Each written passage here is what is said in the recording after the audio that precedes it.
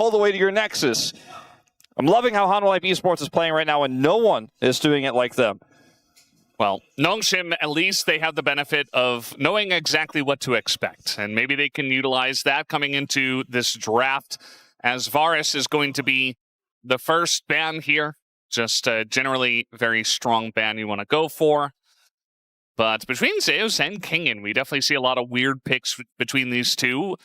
Would not be surprised to see a Vayne at some point, and a lot of top lane shenanigans, maybe some flex picks. And Nivea top, a big enjoyer, both of these players of that pick. Let's see what comes through now, because these are a lot of standard ones. The Ashe gets banned actually here, taking that one away early. Pantheon still up, obviously. Karma still up, so if you ban neither here as Hanwha Life eSports, then you'll force them to do the same, and we'll have a bit of a trade potentially. Ezreal ban. So that's kind of what I'm leaning towards, and I think they will not ban the Pantheon here or the Karma and see what they get. I, right now, feel like you shouldn't give Karma, especially with the late Guma right now and how this team is playing. Pantheon, though, in Kanavi's hands, also pretty horrifying. So, I mean, pick your poison. or Xin Zhao. I mean, he can play all three of the top meta junglers very well. So they're just going to ban Bard. And that's not Karma. So definitely a tough decision here for HLE. I wonder what the Hanwha does here, because Hanwha gets to pick, and there's so much up. And they're like, it's Kanavi. We just picked Jarvan. Like, forget the meta. Yeah. And they already banned Ezreal, so they just get to say, you cannot counter us with that, at least. But they will get Karma and Caitlyn to start off. So it's still a strong Karma lane, even though they don't have the Ezreal. Ezreal safe into Jarvan. Yeah, at what point does Guma just start playing Smolder? He's like, yeah, I'm scaling, it's fine. I mean, he's going to play Jhin if you allow him to. How does Hanwha just keep getting these drafts every time? I'm surprised that they didn't just play Jhin Karma. Like, Caitlyn definitely puts on a lot of pressure, but Jhin is a fantastic pick away. Nautilus. He's probably still playing Jhin. He could play Ziggs. I wouldn't be shocked. I mean, it's going to be a tough lane to play, but you'll have TP. And you can come back to lane and clear the waves. You become a bigger threat later on, because the game isn't about your, your presence early and you cleaning up kills. It's just about, layering damage on top of the aggressive front line and engage. Instead, we're going to keep the pick a mystery for now, as we'll see Zeka pull out the blind Aurora. Yeah, he has been the best Aurora, in my opinion. Just incredible stuff he's able to do on it, especially when he plays it with Guma's Jhin. That one game where they just dominated mid lane together was just kind of insane to me. So, good pick for Zeka. Also, technically a flex, but we'll see what happens. Yeah, that's a good point to bring up. Zeka and Chovy have been the two big Auroras for me, but I think Zeka has surpassed him recently. Scout will get his hands on the Ryze, which will give them some rotational power and a lot of wave clear. I already have the Caitlyn Karma, so maintaining prio around the map is going to be how this comp is going to operate for now. They don't have great engage, so that's where we're going to have to see the top jungle pick up the slack, as that was the most obvious ban, I think, in the history of League of Legends. Yeah, number one on the list. I wonder if they ban Ziggs next. There's not much else to say about the Jhin, but I think the Ziggs definitely could get a look in, although I'm thinking if you ban Ziggs, doesn't Guma probably just play Misfortune and he's okay with it? I feel like with how Hanwha have played this season, you already just know what you're going to get and how they're going to do it. And so maybe they ban something else so that Zeus isn't able to have a free lane. That could be an option here. I'll ban the Ziggs, so, I mean, again, that's so predictable. If he locks in the MF, I might just leave because you guys don't need me. I don't even need to be here. Yeah.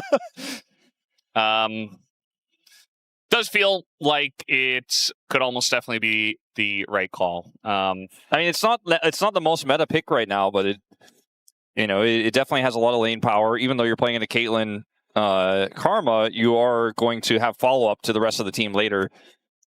And it might just be left on an island. And you're going to push in mid lane fine later on. Just have to make sure you don't die to dive. Pantheon made it this far.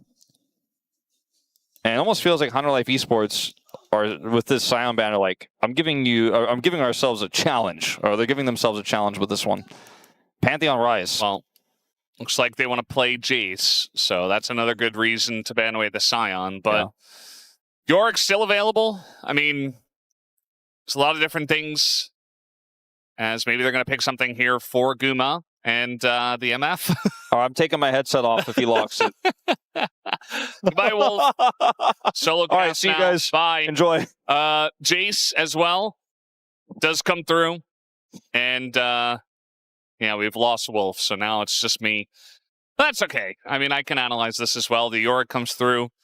I decided I want to keep my job, so I'll put it back. Oh. You know, it's probably a good idea. Yeah. But we also knew what was coming. Think that this draft here for Nongshim RedForce has a lot of power. Like, what Hanwha Life eSports got is very obvious, very predictable, very Hanwha Life.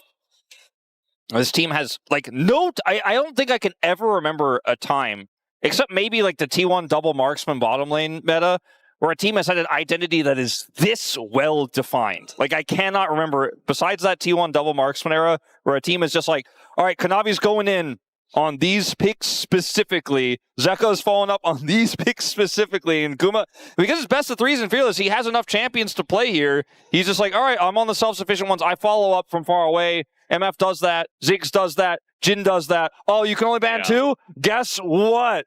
And but on the other side of things here for Nongshim, just because Hanwha, well, we knew what Hanwha was going to do, doesn't necessarily mean Nongshim can stop it, but they have good tools. They have a really strong laning phase on the bottom side. They have an incredible amount of power in this Yorick counter pick here, and they have the Pantheon Ryze to play through the map. So I think the tools are absolutely there. The question is, will their mastery of it be as good as Hanwha Life eSports just back another day on the grind? Yeah, back to work for them. Same for Nongshim RedForce as we hop into the rift for game number 1.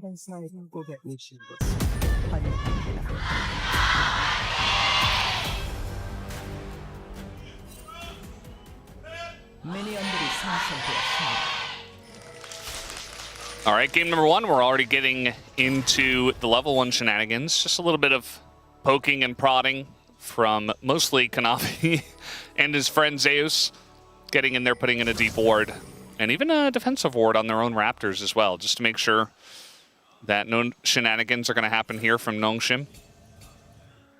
This meta is so defined here at the LCK, but not as defined as Hanwha, but imagine if we didn't have Fearless. It's crazy. I mean, there'd be a lot of adaptation and changes in bans still, like in the old days for Nongshim, but imagine if you just tried to run it back after losing to this Hanwha draft.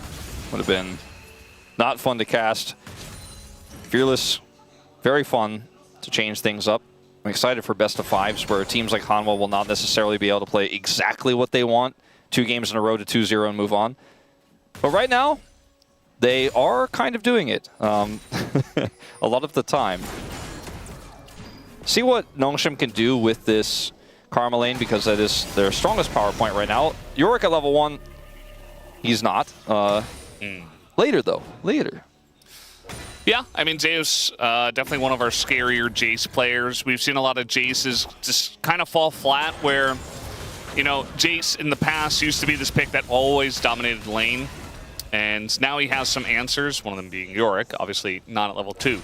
But then eventually they just don't quite get the lead that they wanted, so they don't pop off as hard in the mid game, and then it's just kind of like, well, we have this Jayce guy who hits a tank and doesn't really do anything else. Yeah, and obviously there's a lot of mobility, so to speak, in the phase rush, but like you're otherwise a pretty immobile champion that's very gankable, especially if you're trying to apply that pressure and maintain that pressure, because right now he's got a 200 gold lead, right? Like he's picked up a CS advantage, grabbed a plate. Guess who's bot at level 3? Yeah. It's Kanavi.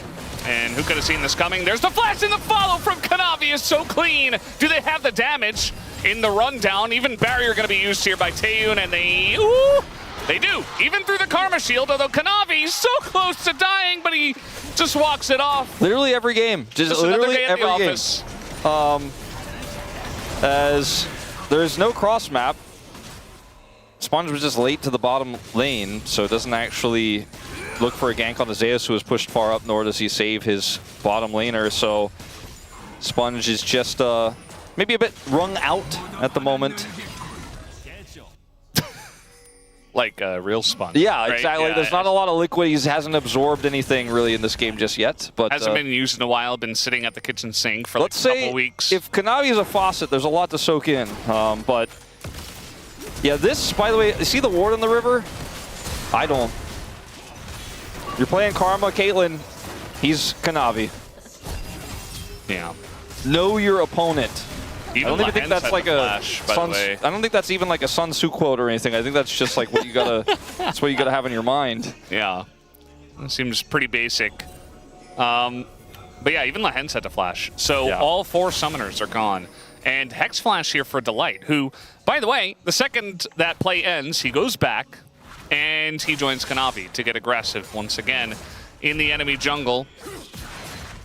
And so Kanavi gets to play like a crazy person, and Sponge is like, well, I don't know if Delight's there, but he's not bot, so I guess I just lose a Krug. That is how it is. And obviously, Gumayusi is just going to be self-sustaining down here. Weak side Guma, it is the way. He has really come into his own in this role here in this squad this year. I mean, I took a little bit of growing pains, obviously, the early parts of the season where they hadn't figured out exactly what their style was. Even as far back as Kespa Cup was still a little bit rocky, even though they made the finals there. But I do think that things are looking very good for them right now. He bought the call because he knows later I'm going to be a follow-up to the front line that is already significantly ahead and is holding all of the gold advantages here for Hanwha Life right now. Let's see what Nongshim could do now that Scout has ult, right? Like, where can he go on the map? When Sponge gets his ultimate, where can they punish? These are the things that Nongshim is going to have to do to prevent that train from just rolling through. I think the obvious answer, Unlucky. That's kind of unfortunate. The obvious answer, I think, should be top. You know, the Jayce, you know, phase rush, but as you mentioned, doesn't have a lot of mobility. You have a Pantheon, you have a Ryze, you can lock them down pretty easily. Bottom lane, diving turrets can be very difficult into Delight because he's playing Nautilus. And, you know, there's not a ton of gank assists. You know, they have the traps from the Caitlyn, but that's about it. As they're trying to take Guma for a walk here, but the root comes in, and Kanavi actually shows bot once again on a ward here. Sponge is going to come down here, but this is Nautilus, and Kanavi's nearby, so I think that's about as much as he can do. Getting half of Delight's health bar, though, does allow them to continue to pressure here and allow him to start the Dragon. There is a ward that he'll ping instantly there in the pit, so he's letting his team know that they know, but I think he's also aware that they cannot really stop him. There's mid prio here for Scout with that wave clear from the Ryze. And so they get the first Dragon of the game. They're utilizing the Karma Caitlyn very well, despite maybe using it a little bit too well there at level 3 for Kanavi. Zeus here has also backed off of the top side, so not in a gankable position. Pantheon will have level 6, likely right after this Dragon. So once he has it, like you said, maybe that pressure point will be the Yorick on the top side. Trying to dive a Nautilus Misfortune is pretty tricky with the base stats that Misfortune has with Barrier and the Nautilus root and hook. And it's going to come at a heavy cost if you commit. And that's also assuming Kanavi isn't there, which things could go even worse. Nice dodge of the Ghoulie wall from Zeus, but you can see that this top lane matchup beginning to turn a little bit in favor of Kingen. He gets the Maiden up. Kanavi did just show on a ward up on the top side of the map, so I think that Kingen probably just wants to clear this and back away. He has Sponge here, so another strategy could be to try to bait into the Pantheon ultimate. But Zeus is just 100% aware, I think. He's like, no, this is the pressure point they could apply. And my job here now is to make sure that doesn't happen. Okay. He just summoned that Maiden about 15 seconds ago, so didn't last very long. So he left it under turret and allowed Zeus to hit it about 8 times. So that's pretty unfortunate that he doesn't have that. Here's the pressure. Here we go. And we were talking about looking to dive Zeus, but Kanavi is here. They want to turn it onto Kingen first, but Zeus is mega low. There's the damage from Scout. They get the kill as Kanavi goes in, tries to lock him up with the Cataclysm, and now it's all up to Zeka to try to get in and do the damage, but he is alone 1v3 with a Pantheon in his face. Does do a decent amount of damage, but can't finish anyone off. There is no question that both teams knew exactly what was going on there before that actually broke out, but trying to handle it was the trickier part, and I think Sponge was incredibly patient with the timing of his ultimate there, and made sure they could lock down those kills and then drop the aggro. By the time Kanavi drops Cataclysm, they're far enough away. As we've seen so many games where Kanavi holds people in turret with his Cataclysm, here, as you can see, Kingen doing enough damage here, and then the Pantheon comes over, and by the time Kanavi gets this set up, they are away. Scout flashes. And Zeka decides to flash the wall here so he can use his ultimate to try to close the gap, but does not actually have the ability to do that damage through Brush, and so ends up using a lot of tools here, but ultimately gets nothing. Nongshim, huge win there on the top side. Yeah, it's got to feel good. Your Ryze Pantheon, although they're going very deep for this one, as everything's thrown into Taeyoon. They say, well, we've got this Pantheon, we can do whatever we want, but now you see that Scout is a little bit late to the party, and Sponge is probably just going to go down as well. That's a kill for Guma, and now Scout comes in and just going to die as well, as HLE are eating good in their own jungle. And also, by the way, Zeus knows everybody's here, so he can put this pressure on at this moment in time. We'll grab an additional plate, so the pendulum swings back to Hanwha Life eSports, but you gotta respect Guma's engage or follow-up range here. Like, they're so deep in the jungle, and they know where Guma is. He's on a ward. Like, he shoots over the wall with that, and they've got like it's a Jarvan Nautilus. You're not getting away. I think a bit of an overextension here. I think if they played it slow and played through Scout's rotation, I think this absolutely could have worked. You know, they pushed the fight away from where Guma can't impact it, but it was a little bit sloppy. And this team is like, this is where our whole style comes together, by the way, in scraps like this. Thank you very much. Nice steal. That's going to feel pretty good at least. But really the main issue is how much gold they just gave to Guma, who is now 2-0-2. And your Caitlyn Karma lane, it's like, okay, you wanted to put on pressure. Delight picked Nautilus. As Flash comes in, they really want to lock down Guma here, who's just going to flash away. And the damage, not quite enough to take Guma down. He got his flash, and he's very immobile. And the Karma flash isn't really as valuable, generally speaking. So I kind of feel like that was worth here for the side of Nongshim. They are a little bit sad they couldn't get the kill, but I'm going to feel good about it overall. The gold leads are starting to stack up. When you look at them all, they're all small. If they were just in one place, you'd be like, okay, well, I can deal with this problem or that problem, but their problems are kind of mounting up. As Light's also going to pull this wave away as Lehends and Taeyoon are backing. Now things get really tricky for Nongshim. They have a dragon lead, but they are not going to have prio when it spawns the second dragon here in 25 seconds. They can try to fight their way through it, but the composition isn't really online enough to fight without prio. In my mind, Scout picks up Merc Treads. You know, he's sitting on a Catalyst and a Tier. He just isn't going to offer a lot of damage in this fight, even if he could Realm Warp in. I think one item Caitlyn as well can really struggle, even though Guma doesn't have his BT yet, but probably pretty close. If Guma positioned badly and they could like Pantheon ult him and kill him somehow, you know, maybe that could be enough, but this Aurora does so much more than this Ryze does right now, and I think Nongshim should opt out. But we will see. Just clearing vision. Okay, I'm Sponge happy. is like, no, I don't want any of that. All right, I'm happy with your decision, Sponge. Blue wall. Lots of damage here in Zeus. Kingen's definitely doing a good job now. Still a lead, though, as it's another Ocean Soul. Could have been much worse. You know, if Hextech comes out, could have been pretty big. As now they're looking for a dive down here on the bottom side. Lehends doesn't have flash, so this time it's going to bite him in the butt, as now Zeus has to deal with the cross map here, and he will not have a very fun time, but Kingen lives. I thought he was dead. I guess he just was not quite low enough there with the turret ramp. Doesn't flash. Calculated. 2 lanes for 1 win here, though, for HLE. Yeah, it's a bit of a problem. They got 1 back, you know? Guma's getting plate gold. He loves to hit the turrets. And by the way, he's like Probably something like 22 times higher than his average kills per game right now at 3 kills, and it's at like 13 minutes. So he did enjoy those 2 kills he got with the ultimate earlier on. This is a really nice play here. Obviously, it's the same play we saw before, except this time they know the enemy jungler's on the bottom side of the map. So this is even simpler than the last time. And for Kingen, who was definitely a knower, simple as. And Lehends here, that's the thing. You get CC'd again, and didn't even have to use his ultimate, and they ult Taeyoon here. And like, yeah, he's fine, but just cannot get back to his turret, so more gold goes over to Guma. It's almost 2,000 gold ahead.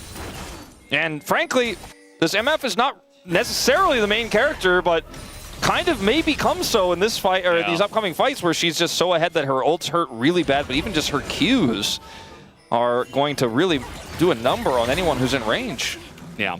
Generally, for any kind of good, TV show or movie, you know exactly who the main character is, who the supporting cast is, but, with HLE, sometimes you just...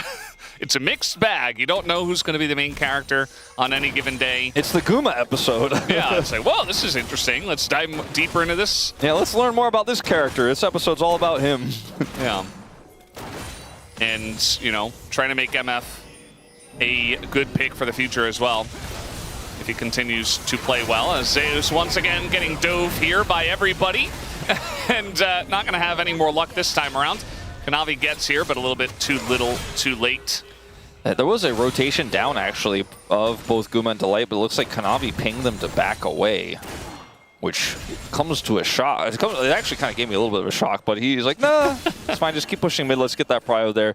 And instead of committing further, they just go back.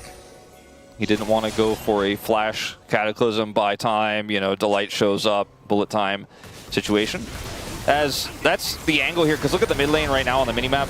See, they're coming down. They have full prio there. So you could have argued Kanavi can actually hold Lehends here, but it's like, you can't get Scout, so not really worth. Scout has TP, and he's used it to head to the bottom lane and pick up some plates, so he's going to get a lot out of this, actually. And we'll nearly just get rid of that gold lead that Zeka's been holding this whole game off of it. Yeah. Zeus, no stranger to getting bullied in the early game. Just remember his Gnar game and a lot of other games where he falls very far behind, but still ends up being, a boon to his team and doing things in the mid to late game. I do wonder if he's going to be able to do much on this Jayce from this far behind. And if Guma can carry enough on a pick like Misfortune, HLE do have a sizable lead, a decent lead, nothing huge, but, they lost a turret. They did get the Rift Herald, but it feels like a very even game state. Yeah, I like the game state here for Nongshim because of the Ryze Pantheon that they keep using. By the way, here we go. This time HLE seem to be ready for it, but it's 4 members here as another TP's coming in from the side of HLE. They're trying to peel it here for Zeus, who will survive a massive Aurora ult on everyone. And they just keep them in place this time. Hanwha Life eSports are so ready for it. And Nongshim were not. Liking the game state a little bit less now, Valdes, for Nongshim after that one. Yeah, I agree. But can Taeyoon get out? He doesn't have flash. He's going to be fine. Delight's too far away. Lehends? Karma's making up words. She has her own language. They're real voice lines. I don't know. That's going to be a turret in the mid lane. So it's just the news isn't getting better. It looked for a moment like, okay, Nongshim are going to continue to run the map. They have a better scaling comp, arguably, and have more side lane power. But Zeka's the real problem. And when you were mentioning, okay, can they carry with a Misfortune? I was like, yeah, I don't know if this is the lead you really want necessarily, but they keep getting these skirmishes where, with this TP, by the way, from Zeka, shows up in the back of 4 people. He just carries the fight here with Guma on the side, and there's just not a whole lot that Nongshim could do. They opted fully in. It was completely all in. There is no cancel button on that exchange. That Zeka can be such a big, consistent damage threat. And between the burst they have, Jayce, Aurora, and this Misfortune, they should be able to win most fights if they can burst anybody down right at the beginning of it. And with Kanavi setting it up so incredibly well, with Delight being on the Nautilus, it's pretty simple, right, to execute. And it's what Hanwha Life eSports has been doing every series since they really had that bounce back at the end of week 1 and especially at the beginning of week 2. And it's like what they're best at. They have all the comfort picks. They have the 3,000 gold lead. And you can try to make the argument that, hey, Taeyoon, you know, he'll get out of the trough. Scout will be a big late game damage threat. They got Yorick and Sides. They got Pantheon to back it up. But I think the ship may have sailed here. Yeah. I mean, when we were talking about drafts, something I was thinking about is that, you know, in this meta where there's so many things that are super powerful, to the point where you can ban 6 of them, and yet Karma's still going to get through, Jarvan's still going to get through, Ryze, Pantheon, right? All these huge picks, they still get through. You can just run a comp over and over, you know, kind of like, because a lot of these picks are not going to get banned. They're not going to ban Aurora in the first phase. Yeah, because then you're going to give over something potentially worse, like Guma gets his Varus, like, you know, or... And some teams have tried to ban Jarvan. Yeah. And they've tried to ban out Kanavi, and he's like, well, I could just play Shinjal, it's fine. You know, I don't have to play this. I'll play Kha'Zix, right? Like, he can play other stuff that kind of fulfill a similar role. Exactly. And it makes you wonder, like, what happens when Kanavi and Guma and Zeka have a pool that allows them to play the meta picks incredibly well, but these second-tier rotations on top of it as, okay, here's an engage. All right, tons of damage already in a Scout. No surviving for him as the MF Nautilus show up big once again. And, well, at least Sponge was able to land a stun and nearly get Kanavi. Another hook is going to land, and he just doesn't miss. Delight on engage supports. You gotta love it. He's not playing the enchanters. He's like, no, just give me Nautilus. I will carry. He has such a big role to play in these fights. You know, his ultimate is very easy, right? That's the easy part. That's the one where you just click on them. But the dredge line gives them so much leeway with how they can engage, where they can engage, and which targets they can hit. And when he's making these aggressive plays over and over again, it's really simple to follow up, right? As long as he does his job. If he misses this, the whole plan's a bust, right? And they got to wait for another cooldown, or they got to just wait for another wave. But in this moment, if he hits those, the follow-up is just immense. And so, as we see here, another one comes through. Then he can press R this time to lock them down since Kanavi is low. They have the damage, though, with the Aurora. And that's a dead turret. Yeah. And, you know, we've seen players like Keria have times where he also is just unbannable, right? In the Marksman meta, he's like, I'll play literally anything that shoots with 80 damage. And Kanavi has a thinner pool that he's utilizing here, but if you start to ban those away, then other problems arise. Like, imagine Kanavi playing like Orianna Nocturne with this team. That sounds pretty horrifying. And, you know, like banning Keria's Bard right now is the thing that a lot of teams do. A lot of people just ban Bard in general, but it's not like Kanavi has that one pick that you're worried about. He's got 2 that you're really worried about, and when he keeps winning 2-0 and there's so many picks that need to be banned, like you're saying, he just keeps winning on those. Yeah, just allows you to play a very consistent style. As double TP is coming in, plus Sponge, and they got nothing. Double Zeus TP, has TP and Sponge ulted, and they got nothing. Well, they got mid-prep, okay? I don't want to take that away from them. Arguably like triple TP with the Sponge ultimate, and now they're going to try to force a fight here around this buff. Did not go well for them last time. Bit of a different situation here. They got Prio, but they can't do Baron. Dragon hasn't spawned. So, you know, while you can't take it away from them, they got Prio. I think the value of the Prio here, we'll have to look at the Prio exchange to really see. I'm gonna have to. How much is a Prio worth nowadays? Well, at this specific moment, I think it's on the lower end. Yeah, it's time to buy. Yes. And believe it or not, that's where Guma's going, right to the mid lane to get it back, because Dragon spawns in 50 seconds. Yeah, it's another Ocean Soul, but you can tell that HLE, I think at this point, as long as they control vision, control areas of the map, and try to take more fights, they can always just engage with Kanavi or Delight, and it doesn't really matter what it's over, as long as they can convince Nongshim to come to the fight. They just don't want... Like, yeah, okay. Exactly. Like, they don't want the Dragon, they want the team fight the Dragon creates, and they also don't want to push too far inside, which is why the way Zeus is playing this mid-game, by the way, is beautiful, because he just keeps catching waves near his inner, and he's like, you guys can't kill me, and our 4 is stronger than your 5, essentially, right now, especially when you don't have tools, so we just get the Prio back. You used everything to get Prio, but it's so temporary, we get it back, and Zeus is like, I'm not going to do anything risky. I'm just going to stay with my team, not going to give you guys any ins, any opportunities for gold, and it's just great map plays here from Hanwha Life, and they know that Nongshim can't do Baron. You know, if we were 10 minutes later in this game, they would not be able to play this way at all. Even with the Pantheon ult down, right, with the double TP, they would just go straight to Baron, and Hanwha Life eSports would actually have to respond. Speaking of responding. Zeka is on the hunt. He's not playing Sivir. It looks like they are going to get this Drake essentially for free. Nongshim were like, maybe we like get some vision. And they did. They got a little bit of vision around the Baron. It makes you wonder, like, what can Nongshim do? They don't want to fight the Dragon. There's no win there. They can't pinch anybody in sides because there is nobody in sides. Oh, boy.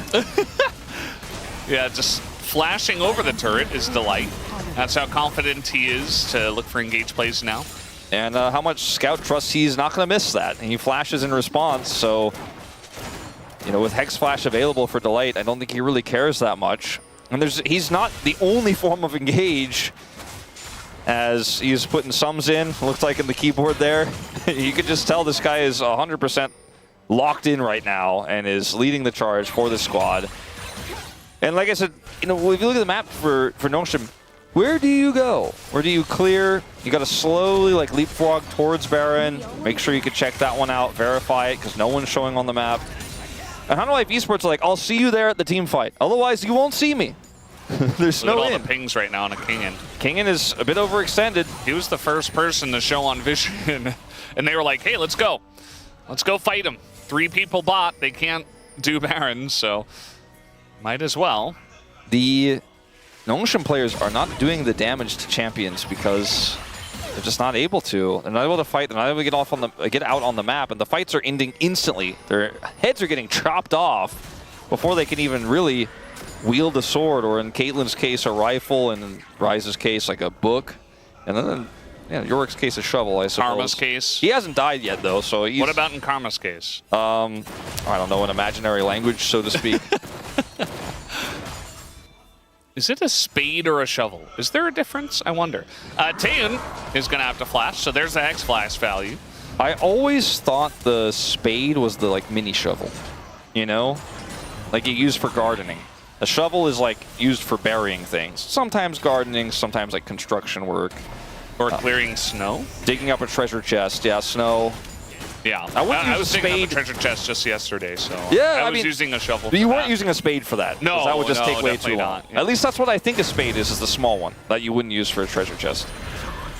Yeah, I don't know. We're going to have to get this question answered because I am not sure.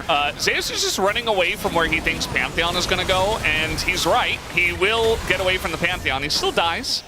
As HLE, they were just begging for someone to start a fight. And, well, Kingen did. Okay, well, this got a lot of people in the bottom lane, and so Scout and Taeyoon get some additional time pushing their lanes. Scout's level 16. I don't think he should greed for this overgrowth. I think he would have gotten away with it. Actually, it looks like he will. He will. Yeah. But, okay, so we got that. That's an additional bit of value they got in this timing before the next dragon is up. This does really feel like Kingen is like, I'm strong. Let's bait them. You guys, I'm going to give you some space. I'm going to sacrifice myself here. Maybe I'll take Zeus down with me. And he does. And, you know, I guess got him. They're still really far behind, but that's a step in the right direction.